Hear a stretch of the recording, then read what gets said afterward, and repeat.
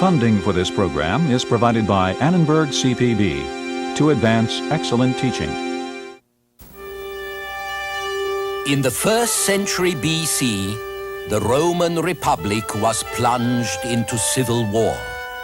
Powerful generals and their private armies fought for control of the state until one man stood victorious, the absolute master of the Mediterranean world. The Roman Empire, this time on the Western tradition.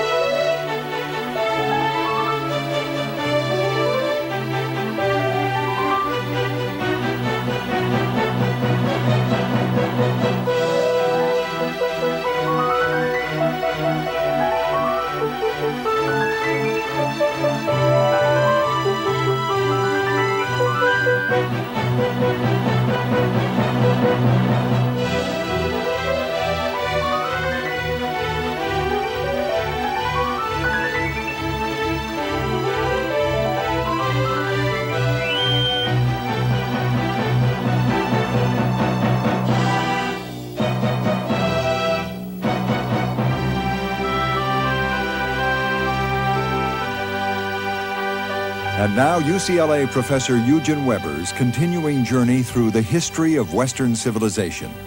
When we left Rome at the end of the 2nd century BC, it was triumphant in its growing wealth and power. But if you were an ordinary Roman, there was also a great deal to be worried about. The wars of expansion into Greece and Asia had dealt a terrible blow to small freehold farmers who were the mainstay of the Roman state.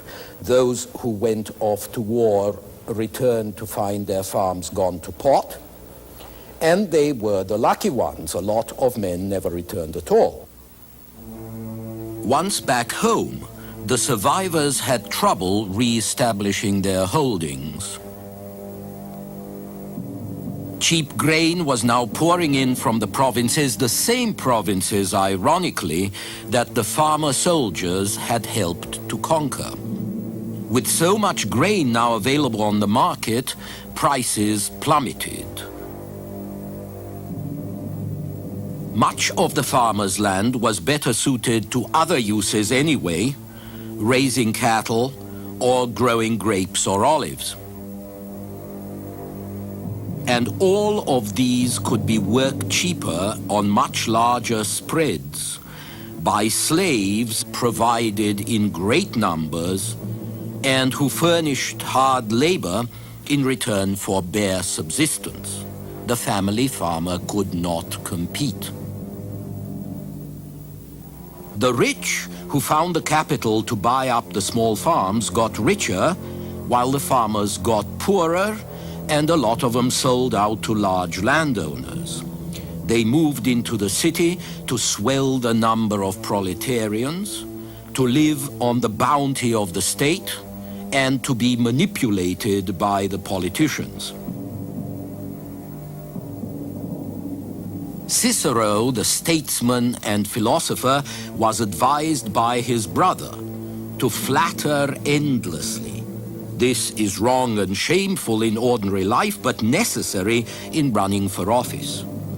Let the voters say and think that you know them well, that you greet them by name, that you are generous and open-handed. If possible, accuse your competitors of having a bad reputation for crime, vice, or bribery. And so, by the late 2nd century BC, social unrest had become a serious problem. The displaced and needy masses were pressured by the rich, trying to squeeze as much as possible out of them, and this included the conservative Senate, which was indifferent to their plight. The poor of Rome had few political options. Constitutionally, authority lay in the Senate and the people, but practically the state was run by the Senate alone. And this august body, with its massive authority and responsibilities, was really a municipal council that had been propelled into governing half the known world. It was simply not equipped for the job. Most senators just wanted the world to stand still, but it wouldn't stand still, it never does. While the senators could handle foreign problems by simply throwing soldiers at them, social and economic problems were beyond them. In 133 BC, Tiberius Gracchus, the noble grandson of the man who defeated Hannibal, took up the cause of the poor. He tried to limit the size of large estates and to provide land for the landless. But he was murdered by a group of conservative senators and their followers, beaten to death with chairs. His brother, Caius Gracchus, tried to carry on his work, but he too was murdered. It appeared that the Senate, with its determination to keep the status quo, had triumphed. But in fact, the political landscape had been changed by the Gracchi brothers and their followers. For the first time in Roman history, a popular party had grown up to challenge the authority of the Senate. But this was not a blow for democracy, as some might expect.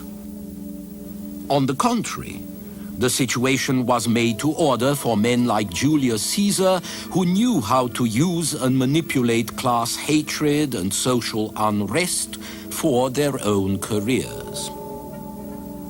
Caesar was one of several outstanding generals who were also politicians, men who married politics to the army in the 1st century before Christ. Marius, Sulla, Pompey, and Caesar, they would all become dictators in turn, either in the name of the people or of the Senate and so-called tradition. It didn't seem to matter which. The 1st century BC was a bloody time of plots and rivalries among men who were too powerful to be stopped themselves, yet not quite powerful enough to stop others from following in their footsteps. With their armies behind them, they would march into Rome in times of crisis and force the Senate to vote them extraordinary powers, ostensibly to bring order and stability to the state. Then they would eliminate their enemies as best they could, opening an era of political murder that was going to last for several centuries and that would fill the history books with the most fascinating gore. The generals also became very rich men. Here is Plutarch's description of Lucius Licinius Lucullus, a very successful commander who retired to private life in 63 before Christ. Lucullus's life presents us at the beginning with political acts and military commands, and at the end with drinking bouts and banquets and what were practically orgies, torch races, all manner of frivolity. For I count as frivolity his sumptuous buildings, porticos and baths, still more his paintings and statues. You see, he doesn't like the absence of gravitas. Once, when he dined alone, he became angry because only one modest course had been prepared, and called the slave in charge. When the slave said that he didn't think there would be need of anything expensive, since there were no guests, Lucullus said, "What? Do you not know that today Lucullus dines with Lucullus?" Well, Lucullus and his kind were men of great appetite, not only for luxury, not only for food, but also for power. And that power rested in their legions. Such might was made possible by the general Marius, who in 107 BC introduced an innovation that completely reshaped the army and ultimately upset the balance of power in the Republic. He did this by throwing out the financial requirements for enlistment and accepting volunteers from the whole citizen body. The poor proletarians rushed in to be equipped and paid by the state, while the other classes, who were growing less enthusiastic about military service because they had better things to do at home, stayed out altogether. Army pay was not very good even for a proletarian. But a successful commander could be expected to provide his men with a share of the spoils or a parcel of land on discharge. And these rewards, which could substantially improve a man's life, were under the control of the general. It followed from this that the Roman legions were no longer loyal to the state, but to their commanders. Consider the Roman general Pompey, who lived from 106 to 48 BC. At the age of 28, Pompey was commissioned to raise an army to protect the Senate from other overly ambitious generals. He put down one major rebellion, but in the process his army became a private army, even to the point that his soldiers directed their oath of loyalty not to Rome, but to him personally. A general with such an army behind him could then dominate or intimidate the Senate into giving him other commands and honors. And from there, it was only a short step to using his power to brush aside the senators and legalize his hold on the state as well. This is what happened with Pompey and a number of others, until it became clear to every thinking Roman that the days of the Republic were numbered. It had become a government not of law, but of men, ambitious, powerful, ruthless men. The generals and their legions had proved so successful that Rome controlled an extraordinary amount of territory by the middle of the 1st century BC. But this expansion also brought with it new threats. In the east, there was the growing power of the Parthian Empire, which had taken the place of the Persians. In the north, there was the thundercloud of hostile Germanic peoples. In the south, there were Arab raids in Asia and Numidians in Africa, and even inside the Roman state, a lot of provinces were muttering volcanoes. The provincial governors appointed by Rome were changed each year, and their performance depended completely on their individual character. There was no permanent civil service to provide stability. Here we see provincial peasants paying their taxes. The revenues from the provinces were the chief source of income for Rome, and tax collection was invariably farmed out to joint stock companies of Roman capitalists who paid the state only a fraction of what they extorted from the native people. Something had to change, but what? The necessary reforms could not come from the Senate because it was too conservative and it was losing its grip anyway. And reforms were not likely to come from the radicals either, since they were mostly demagogues interested in power. So a lot of Romans began to think that the Republic would have to be replaced, probably by a single ruler. The question then arose of who that ruler was going to be, because in the chaotic conditions of the 1st century BC, several great men faced each other, each with his own army, each claiming to stand for Rome, each trying to keep it in his grasp. In the end, this struggle left Julius Caesar victorious. He took power in 46 BC, and at once the Senate rushed to load him with honors. The honor he liked best was the right to wear the triumphal laurel wreath at all times, because this made his baldness less conspicuous. But there were more serious advantages. He was voted consul and the first dictator for life. The month of his birth was called by his name, July. And he was given the title of Imperator, which used to mean simply victorious general, but which came to mean what it now signifies: emperor, sovereign ruler. Caesar did not live long to enjoy his power.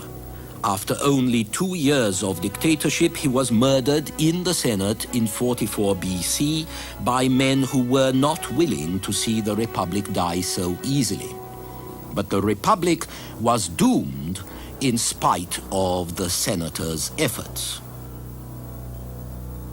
There was another period of anarchy and bloody struggle before Julius Caesar's grandnephew, Octavian, vanquished his uncle's enemies and his own.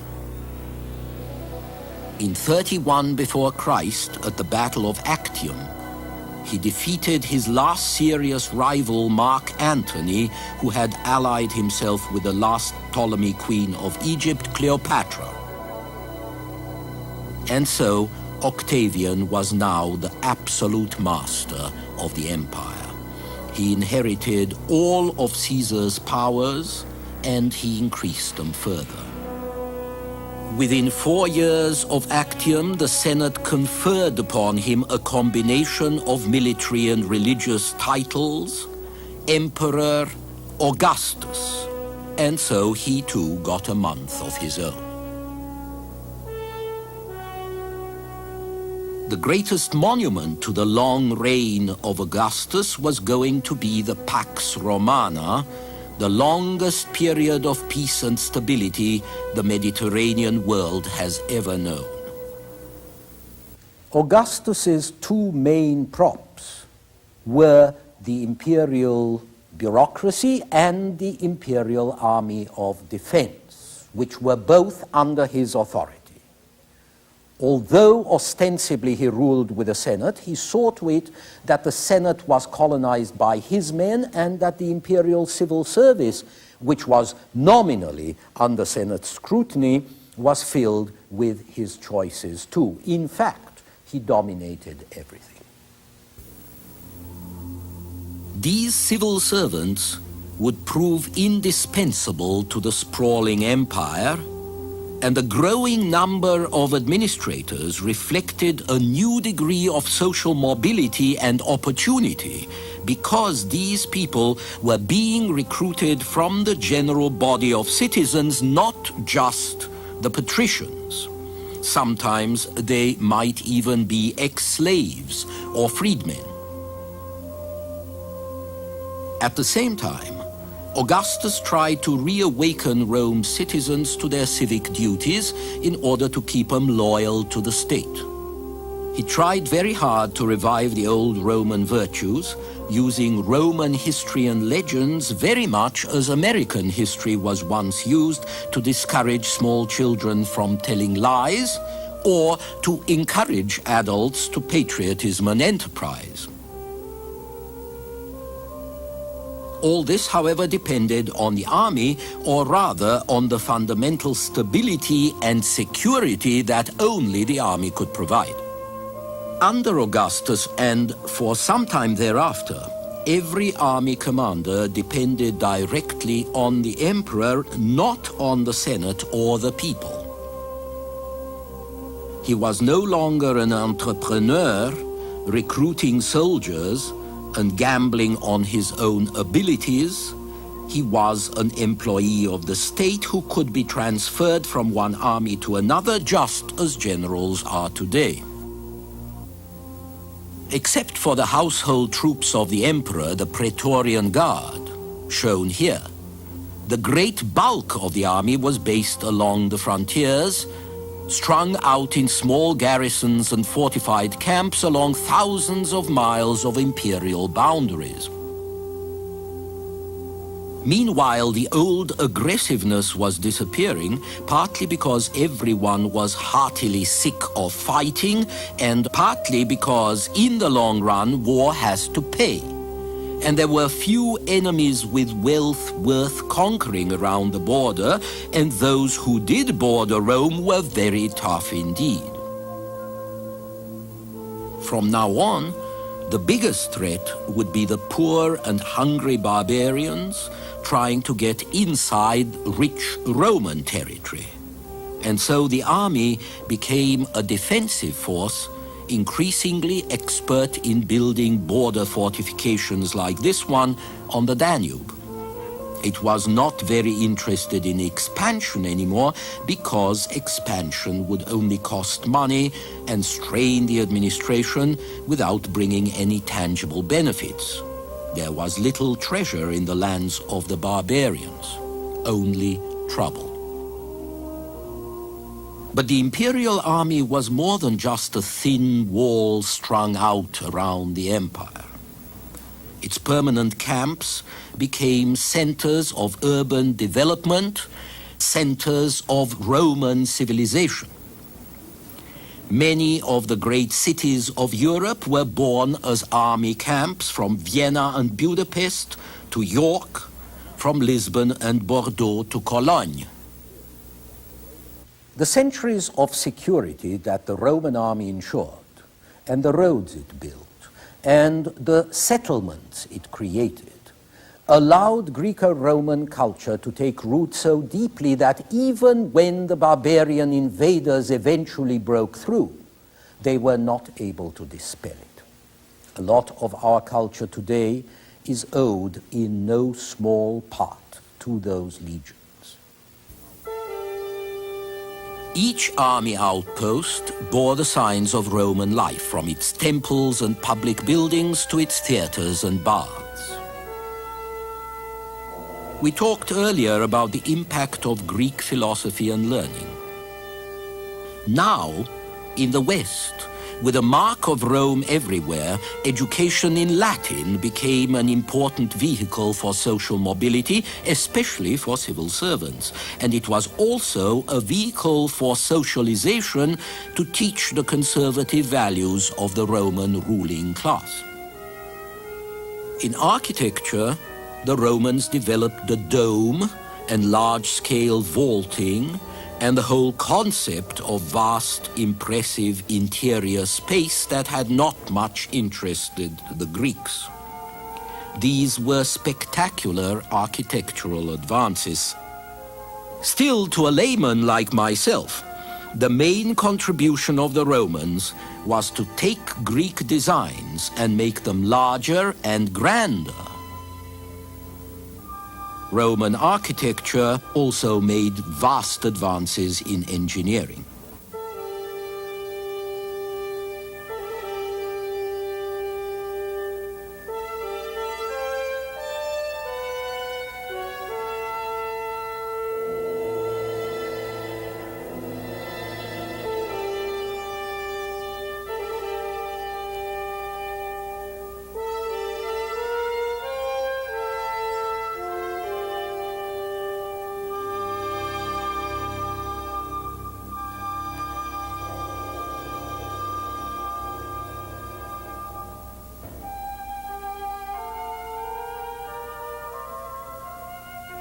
Roman sculpture reflects Roman practicality. It brought a new realism to the Greek models, which Romans had been copying for centuries. You can see it especially in the portrait busts of the emperors, which were to be found in every corner of the empire.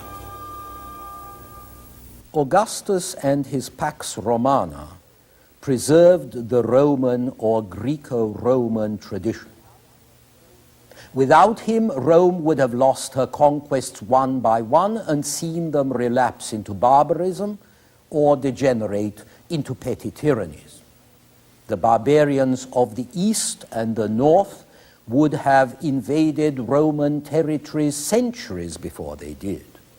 A parochial Rome would certainly have been destroyed by civil war, and the great institutions of Hellas would have been choked by debris instead of being carried forward by conscientious Roman students. And when Christianity came in during the 1st century AD, this imperial Roman tradition, which the reforms and the will of Augustus had made possible, would profoundly influence the organization and the thinking of the church. The imperial tradition would Romanize Christianity, would help make it the great organized, centralized, bureaucratized institution it eventually became, quite literally the Church of Rome, as we shall see next time.